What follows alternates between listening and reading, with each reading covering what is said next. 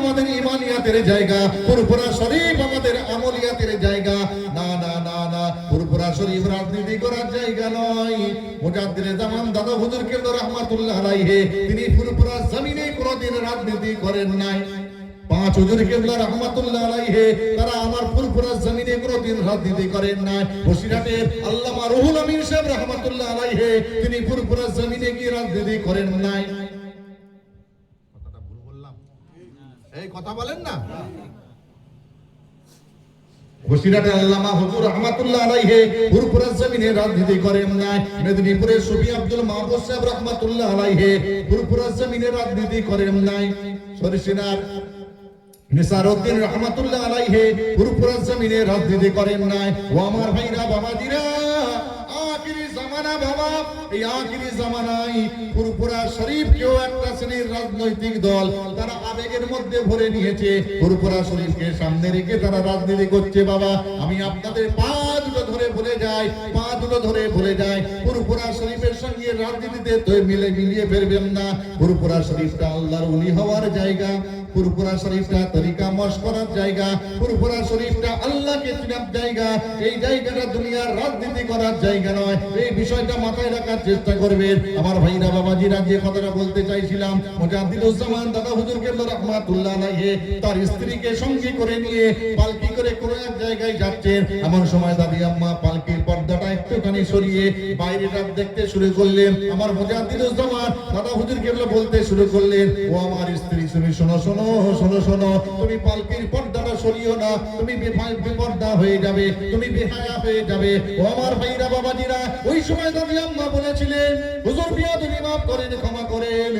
একটুখানি পালকির পর্দাটা সরিয়েছি, বাইরের মানুষ আমাকে কেউ দেখতে পাবে না, বাইরের মানুষ কেউ দেখতে পাবে না, আমি কেন বেপর্দা হব? ওই সময় মুজাদ্দিদুজ্জামান বলেছিলেন, ও আমার স্ত্রী শোনো শোনো, বাইরের মানুষ তোমাকে দেখতে পাবে না, কিন্তু তুমি তো বাইরের মানুষকে দেখতে পাচ্ছ। কোনো কারণ নেই, কোনো প্রয়োজন নেই, তুমি বাইরের মানুষগুলোকে কেন দেখবে? এটাই হলো বেপর্দা, অর্থাৎ মহামাসলাই জায়গা আছে বাবা। বোরকা পরার পরে চোখটা খুলে রাখতে হবে, নালে ঠোকর খেয়ে উল্টে পড়ে নাকটা ভেঙে যাবে। কথা ঠিক কিনা বলেন? তাহলে মশলা হলো চোখ খুলে রেখে হেঁটে হেঁটে যাও। একটা মেয়ে ছেলে সে অন্য পুরুষের মুখটা প্রয়োজন ভিত্তিক দেখতে পাবে, অপ্রয়োজনে নয়। তাই দাদা হুজুর কেবলা বলছেন, বাবা ও আপনার স্ত্রী তুমি দেখতে পাচ্ছ, তুমি যে দেখতে দুনিয়ার বাইরের মানুষকে অকারণে কেন দেখবে? তুমি পর্দাটা বন্ধ করে দাও, তুমিও বেপর্দা হয়ে যাবে।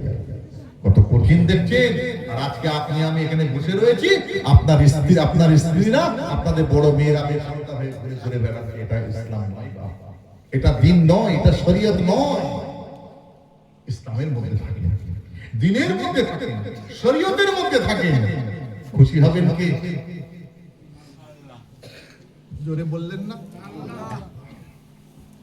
আল্লাহকে খুশি করে তো আমাদের কাজ, নাকি গো? নাকি দুনিয়ার কোন বান্দাকে খুশি করা আমাদের কাজ? এই নামাজ কার জন্য করেন? রোজা কার জন্য রাখেন? আল্লাহ করে যাদের টাকা আছে হজ করবেন, হজ কার জন্য করবেন? হাজি হওয়ার জন্য হজ করবেন না, আল্লাহকে রাজি করার জন্য হজ করেন। হাজি নামের আগে হাজি হবে, হাজি আব্দুল অমুক বলছি না, এর জন্য হজ নয়। হজ হবে আমার আল্লাহকে রাজি খুশি করার জন্য। আল্লাহ পাক যেন কবুল করেন, বলেন না সকলে আল্লাহ। আমার ভাইরা বাবাজিরা, সংক্ষেপ কথা, সংক্ষেপ আলোচনা। কষ্ট হচ্ছে? এই কষ্ট হচ্ছে কি? আর হ্যাঁ বাবা, মনে মনে যাও না, ওই ওয়াজগুলো বুঝতে পারছেন তো? এখন অন্তত বুঝতে পারছেন, বুঝেন, পরে যা হয়। তবে বাবা ছোট্ট করে বলি, জবানটা ঠিক রাখবেন। আকাবা বিন আমির রাদিয়াল্লাহু তাআলা আনহু আমার নবীকে জিজ্ঞাসা করলেন, মান নাজাত ইয়া রাসূলুল্লাহ, ইয়া রাসূলুল্লাহ, ইয়া হাবিবাল্লাহ, নাজাত কি করে পাবো? আল্লাহর নবী বললেন, ক্বালা আমলিকা আলাইকা লিসানিকা, ও আকাবা বিন আমির, তুমি তোমার জবানটাকে হেফাজত করো, আমার আল্লাহ তোমার নাজাতের ব্যবস্থা করে দেবে।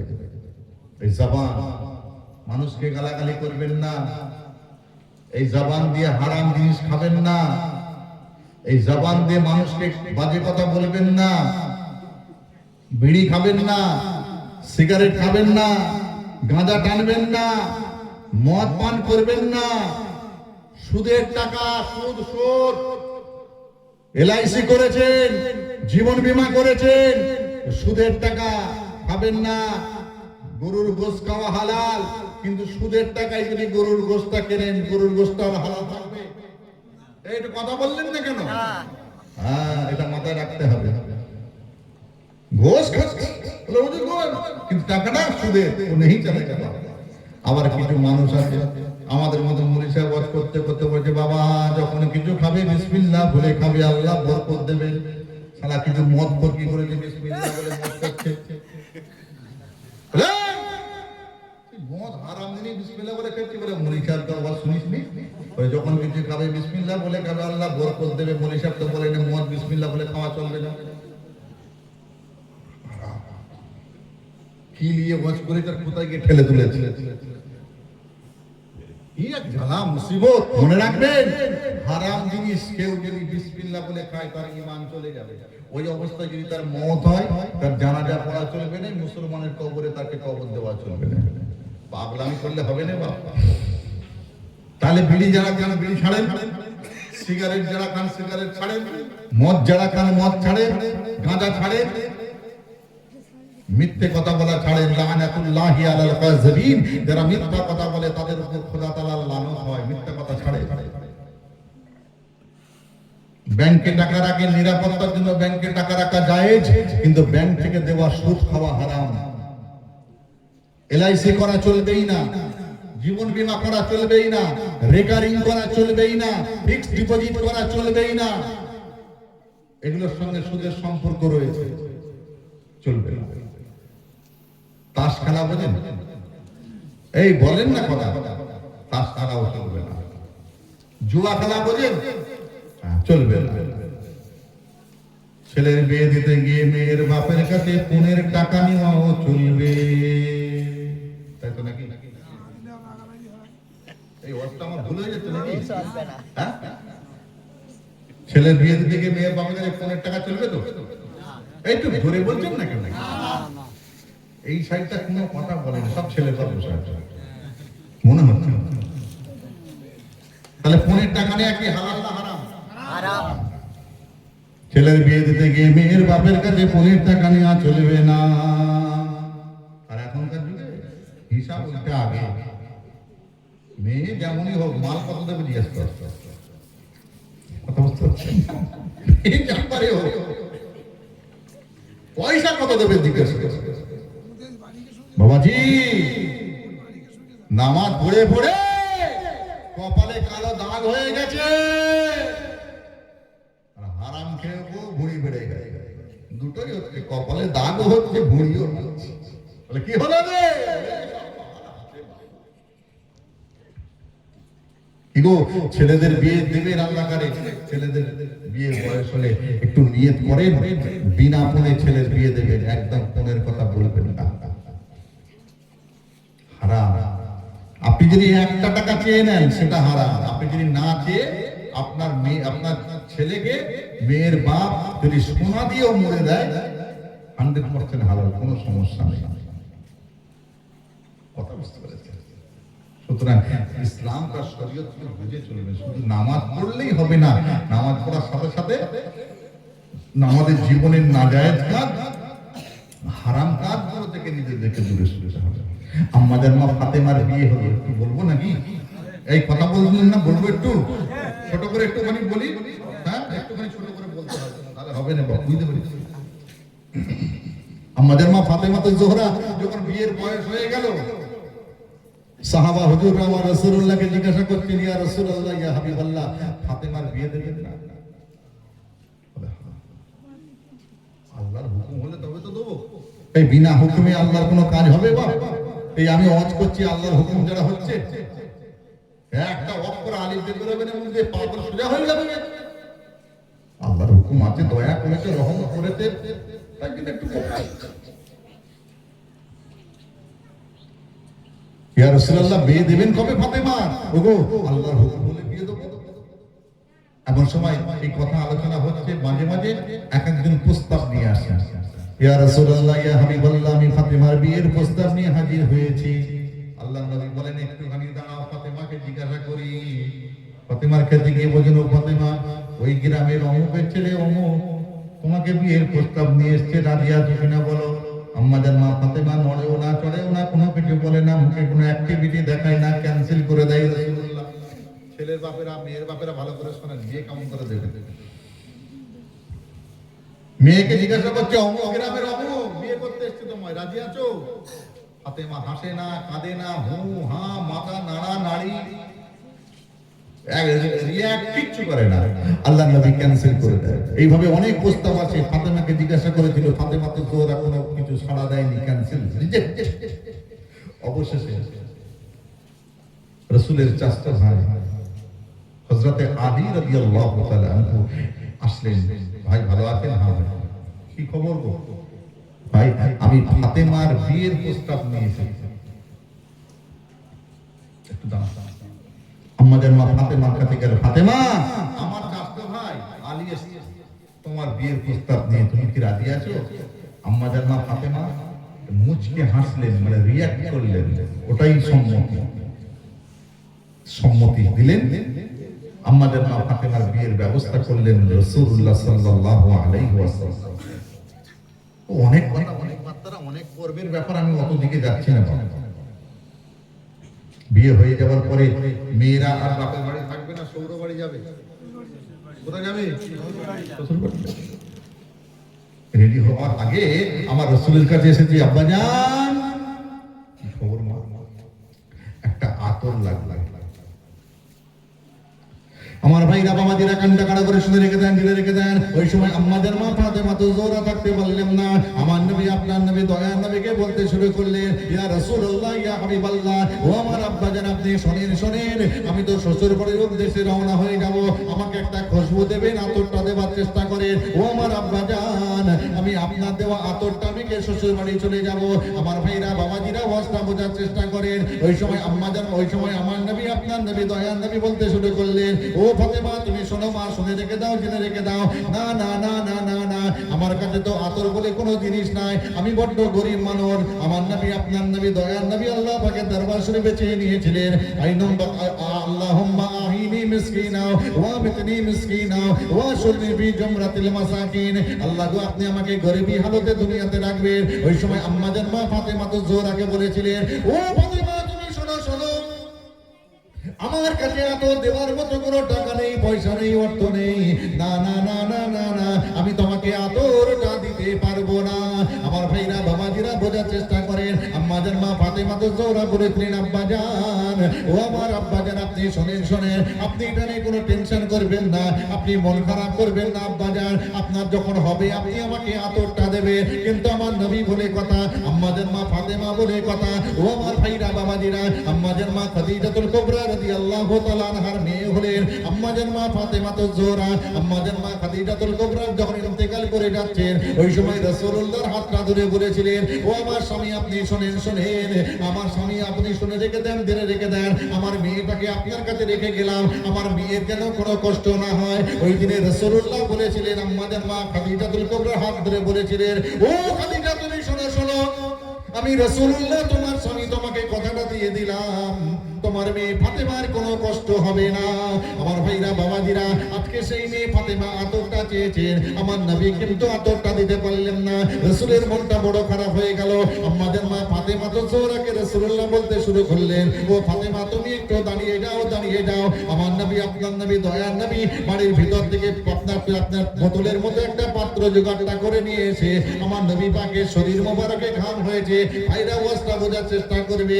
রাসূলুল্লাহ শরীর মোবারকে ঘামটা হয়েছে, ওই ঘামটা টেনে টেনে টেনে টেনে টেনে টেনে টেনে টেনে ওই শিশির মধ্যে প্রবেশ করিয়ে দিয়ে, শিশির মুখটা বন্ধ করিয়ে দিয়ে আম্মাজান মা ফাতেমা তো জোরাকে দিয়ে বললেন, ও ফাতেমা, তুমি শোনো শোনো, তুমি আমার কাছে আতরটা চেয়েছো, কিন্তু না না না না, আমি আতর তোমাকে কিনে দিতে পারলাম না, আমার গায়ের ঘামটা তোমাকে শিশির মধ্যে পুরে দিয়ে দিলাম। ও ফাতেমা, তোমার যখন আতরটা মাখতে মন চাইবে, আমি রাসূলুল্লাহ আমার দেওয়া এই গায়ের ঘামটা তুমি আতর মনে করে মেখে নেবে।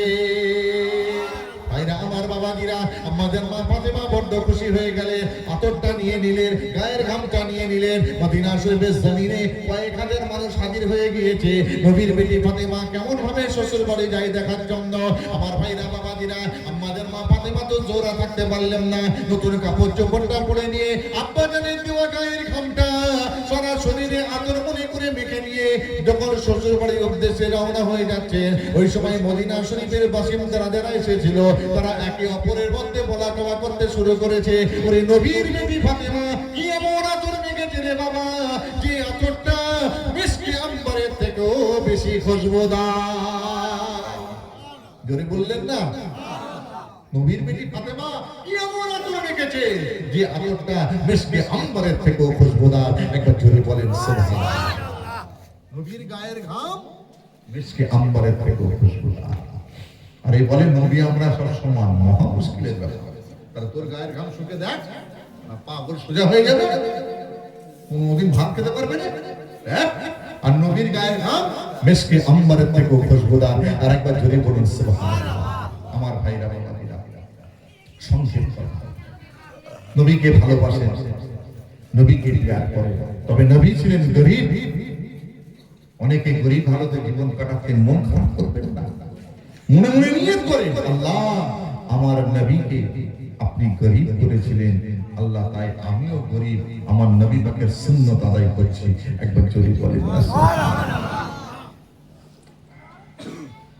নবীর মেয়েও গরীব ছিলেন, নবীর স্ত্রী আমাদের মা ফাতেমা, আমাদের মা খাদিজাতুল কুবরা গরীব ছিলেন। সংসারে ঠিকমতো খাওয়া হয়েছে, কখনো একবেলা হয়েছে, কখনো একবেলা হয়নি। একদিন আমাদের মা আয়েশার কাছে একটা ভিখারিনী মেয়ে ছেলে এসেছে, ভিখারিনী মেয়ে ছেলে, দুটো বাচ্চা বাচ্চা ছেলে নিয়ে এসে বলছে আম্মা কিছু দেন না, বাচ্চাগুলোকে একটু খাওয়াবো, নিজেও খাবো। আমাদের মা আয়েশা সিদ্দিকা রাদিয়াল্লাহু তাআলা আনহা সারা ঘর খুঁজে একটা খেজুর পেলেন, খেজুর পেলে দিলেন। কেন? একটা খেজুর ছিল, মা আর কিছু নেই। খেজুর দুটো ভাগ করে দুটো বাচ্চা ছেলের হাতে দিলেন, মায়ের খাওয়া হয়নি। আমাদের মা আয়েশার বড় কষ্ট হয়েছে। রাসূলুল্লাহ যখন আসলেন, ইয়া রাসূলুল্লাহ আজকে আমার বাড়িতে একটা ভিখারিনী মেয়ে ছিল, দুটো বাচ্চা নিয়ে এসেছিল, আমার ঘরে একটাই খেজুর ছিল, তাকে দিয়েছি, কিন্তু সে বেচারা খেজুরটা ভাগ করে দুটো বাচ্চাকে খাইয়ে দিয়েছে, ওর মায়ের খাওয়া হয়নি। হুজুর আমার মনে একটু কষ্ট হয়েছে, বেচারা মাটাকে কিছু খেতে দিতে পারলাম না। আল্লাহ রাসূল বলেছেন আয়েশা মন খারাপ করো না, তোমার মতো আমার যে সমস্ত উম্মত উম্মতি দুনিয়ার এই ধরনের গরিবগুলোকে খাওয়াবে, পরাবে, পোশাকে পরিচ্ছদ দেবে, ওই মানুষগুলো যদি জাহান্নামে চলে যায়, এই বাচ্চা বাচ্চা ছেলেগুলো যাদের মুখে ভাত তুলে দিয়েছিল, অন্ন তুলেছিল, বস্ত্র তুলে দিয়েছিল, ওই ছোট ছোট বাচ্চাগুলো জাহান্নামের দরজার কাছে পাঁচিলের মতো দাঁড়িয়ে গিয়ে বলবে আল্লাহ এই ব্যক্তি কি আমল করেছে জানি না, তবে এই ব্যক্তি যদি জাহান্নামে যায় আমরাও জাহান্নামে যাব, বাচ্চা বাচ্চা ছেলে। ওই দিনে আল্লাহর গজবের উপরে আল্লাহর রহমতটাই বলা হবে। আল্লাহ পাক ওই দিনে ওই বাচ্চাদের সহ ওই দানকারিনী বা দানকারী ব্যক্তিকেও আল্লাহ পাক জান্নাতি করে দেবেন। একবার জোরে বলেন সুবহানাল্লাহ। দান খায়রাত করবেন, সামনে রমজান মাস আসছে, দান খায়রাত করবেন। এছাড়াও সারা বছর ধরে যার যেমন 2 টাকা 5 টাকা হলেও তো দান রে বাবা।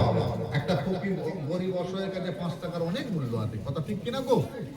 যার যেমন হবে একটু দান খায়রাত করবেন, মানুষের পাশে দাঁড়াবেন। এই শীতকালে কত মানুষ কষ্ট পায়, কারো সোয়েটার নেই, কারো চাদর নেই, কারো রাত্রে ঘুমানোর মতো কম্বল নেই। আল্লাহ পাক যাদের ক্ষমতা দিয়েছেন একটু চেষ্টা করবেন। আমরা আমাদের সীতাপুর দরবার শরীফ থেকে আমরা এবারে কিছু কম্বল বিতরণ করছি। আমাদের একটা সংগঠন আছে, আমার আব্বাজান হুজুর কেবলা যে মাদ্রাসা করে গেছেন দারুন নেদা সিদ্দিকিয়া মাদ্রাসা, সেই মাদ্রাসার প্রাক্তন ছাত্ররা মিলে একটা সংগঠন করেছে দারুন নেদা প্রাক্তনী সংসদ। সেই দারুন নেদা প্রাক্তনী সংসদের পক্ষ থেকে এবারে আগামী এই ডিসেম্বর মাসের ভেতরেই বেশ কিছু কম্বল গরিব অসহায় দুস্থদের মাঝে দান করা হবে ইনশাআল্লাহ। বাবাজি শুধু জলসা করি আর খাই তা নয়, আপনাদের সকলের বাপ মায়ের দোয়া আর ওসিলা করে আল্লাহ পাক এই গুনাহগারের দ্বারা বেশ কিছু কাজ করিয়ে নেয়।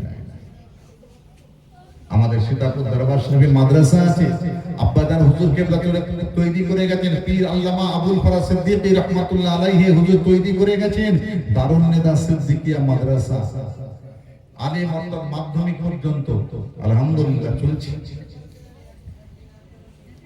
রেজাল্ট ছেলেদের ভালো, মাধ্যমিক পরীক্ষা যখন দেয় মাদ্রাসা বোর্ডে কোন বছরে পঞ্চম স্থান অধিকার করে, কোন বছরে সপ্তম, নবম, চতুর্থ, 3 নম্বর, এবারে ফাজিলে দ্বিতীয় স্থান অধিকার করেছে আমাদের মাদ্রাসার ছাত্র। আলহামদুলিল্লাহ চলছে। আপনাদের গ্রামের কোন সন্তান যদি ভর্তি করতে চান, ভর্তি চলছে। অনলাইনে ফর্ম ফিলআপ করবেন www.bnsmadrasa.org, এই ওয়েবসাইট ভিজিট করে ফর্ম ফিলআপ করবেন। প্রতিষ্ঠান থেকে আপনাকে ফোন করবে, চলে যাবেন। অথবা যদি অনলাইনে ফর্ম ফিলআপ করতে না পারেন, পুরো ডিসেম্বর মাস আমাদের ভর্তি চলবে, যে কোনো দিন, যে কোনো সময়ে। তবে দিনের দিকে গেলেই ভালো, 11টা থেকে 4টার মধ্যে আপনারা যদি সীতাপুর দরবার শরীফে গিয়ে আপনাদের সন্তানকে ভর্তি করেন, মানুষের মতো মানুষ করেন, শিক্ষা দেন। উতলুবুল ইলমা ওয়ালাউ কানা বিসিন, রাসূল বলছে ইলম শিক্ষার জন্য চীন দেশে যেতে হলে যাও, বিদেশে যেতে হলে যাও, দূর দেশে যেতে হলে যাও, তথাপি ইলম শিক্ষা অর্জন করা। আপনাদের সন্তানদেরকে সুশিক্ষায় শিক্ষিত করতে গেলে, মাদ্রাসা শিক্ষায় শিক্ষিত করতে গেলে আমাদের মাদ্রাসা দারুন নেদা সিদ্দিকিয়া মাদ্রাসায় ভর্তি করবেন। পাশাপাশি আমরা আরেকটা প্রতিষ্ঠান করেছি, আমরা ফাঁকা আওয়াজ দিইনি ভাই। এই মাইক আর ইউটিউব পেলে ফাঁকা আওয়াজ দিয়ে দেওয়া, অনেক পীরজাদা পাবেন, অনেক ওলি সাহেব পাবেন, কিছুই করেন ফাঁকা আওয়াজ মারছে। কথা বুঝতে পেরেছেন না? আমরা কাজ করে তারপরে মানুষের কাছে টাকা চাই, তার আগে নয়। ফাঁকা আওয়াজ অমুক হবে, তমুক হবে, মানুষ টাকা নিয়ে চলে গেল, তারপরে টাকা হয়ে যায়, কিছুই নেই। মানুষের আবেগ নিয়ে খেলা আমরা করি না। আলহামদুলিল্লাহ, আপনি সীতাপুর দরবার শরীফে আসেন, দেখতে পাবেন আমাদের শিক্ষা বিস্তারের উপর কার্যকলাপ। মুজাদ্দিদে জামান দাদা হুজুর কেবলা রাহমাতুল্লাহ আলাইহির নাম আপনারা শুনেছেন, তাকে জানেন, চেনেন সব। তিনি 2 ধরনের মাদ্রাসা করেছিলেন ফুরফুরা শরীফের জমিনে। একটা হলো ওল্ড স্কিম ফুরফুরা ফাতিহিয়া সিনিয়র মাদ্রাসা, যেখানে আরবি শিক্ষা দেওয়া হতো সেই সময় মুজাদ্দিদ জামানের সময় থেকে, ওল্ড স্কিম। আমার দাদা হুজুর কেবলা ওই মাদ্রাসার পাশে একটা নিউ স্কিম ফুরফুরা হাই মাদ্রাসা, যেখানে জেনারেল শিক্ষা দেওয়া হয়। তাহলে একটা হলো আরবি শিক্ষার জায়গা, একটা হলো জেনারেল শিক্ষার জায়গা। আমার মুজাদ্দিদ জামান করেছিলেন, ঠিক তার অনুকরণে আমরাও মুজাদ্দিদে জামান দাদা হুজুর কেবলা রাহমাতুল্লাহ আলাইহি দ্বিতীয় বাড়ি সীতাপুর দরবার শরীফে আমরা নিউ স্কিম, ওল্ড স্কিম করেছি। একদিকে দারুন নেদা সিদ্দিকিয়া মাদ্রাসা আব্বাজান হুজুর কেবলা প্রতিষ্ঠা করেছেন, এটা ওল্ড স্কিম। আর একটা নিউ স্কিম আল ফারা মিশন, আমার আব্বাজান হুজুর কেবলার স্মরণে আমরা করেছি আল ফারা মিশন নিউ স্কিম। একদম দাদা হুজুর কেবলা যেভাবে পথ দেখিয়ে গেছেন, ঠিক সেই পথেই আমরা হেঁটে এই দুটো প্রতিষ্ঠান তৈরি করে চালাচ্ছি আলহামদুলিল্লাহ। আপনাদের সন্তানদের মাদ্রাসায় ভর্তি করতে চাইলে, যেহেতু আমাদের মিশনের এখন হোস্টেল তৈরি হয়নি, মাদ্রাসার হোস্টেল হয়েছে, আপনারা হোস্টেলে রেখে আপনাদের সন্তানদেরকে মানুষ করতে পারবেন ইনশাআল্লাহ। একটু আসেন না, একটা দুটো ছেলে দেন আপনাদের দিক থেকে, আমরা মানুষ করে দিই। কত এলাকার ছেলে মানুষের মাশাআল্লাহ চলে গেল। কেউ কেউ আমাদের মাদ্রাসার ছাত্ররা, কেউ কেউ পড়াশোনা করে প্রতিষ্ঠিত হয়ে, কেউ সরকারি পোস্ট অফিসে অনেকে চাকরি করছে, অনেকে বিভিন্ন অন্যান্য মিশনে চাকরি করছে, অনেকে বিভিন্ন জায়গায় ব্যবসা বাণিজ্য করছে, মাশাআল্লাহ সব প্রতিষ্ঠিত হয়েছে। আসলে হুজুর কেবলাদের রূহানি নজর, রূহানি দোয়া এই ধরনের প্রতিষ্ঠানগুলোতে আছে, যার জন্য তারা এগিয়ে যাচ্ছে। একটু আপনাদের কাছে আপিল করে গেলাম ভর্তি করার জন্য। অনলাইনে যদি করেন www.bnsmadrasa.org, ইনশাআল্লাহ ভর্তি হয়ে যাবে। আর যদি আপনারা অফলাইনে সরাসরি চলে আসেন আমাদের দরবার শরীফে, প্রয়োজনে আমার মোবাইল নাম্বার নিয়ে নেবেন 9732 64 61 51, এই নম্বরে ফোন করে চলে আসবেন, ইনশাআল্লাহ ভর্তি হয়ে যাবে। আল্লাহ পাক যেন সন্তানদেরকে সুশিক্ষায় শিক্ষিত করার তৌফিক দান করেন। বলুন সকলে আল্লাহুম্মা আমিন। জোরে বলুন না আল্লাহুম্মা আমিন। একবার মুহাব্বতে দরুদ শরীফ পড়েন, আল্লাহুম্মা সাল্লি আলা।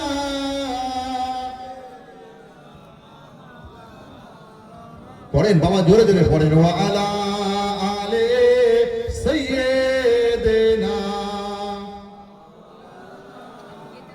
দোলায় দোলে আজ নূর এসেছে, নূরের দোলায় দোলে আজ নূর এসেছে, শাফায়াতের তাজ আমার রাসূল পরেছে। আল্লাহুম্মা সাল্লি আলা, পড়েন বাবা, জোরে জোরে পড়েন, ওয়া আলা আলে সাইয়্যিদিনা। 18,000 মখলুকাতের সাহেব সরদার, 18,000 মখলুকাতের সাহেব সরদার, যারে খোদা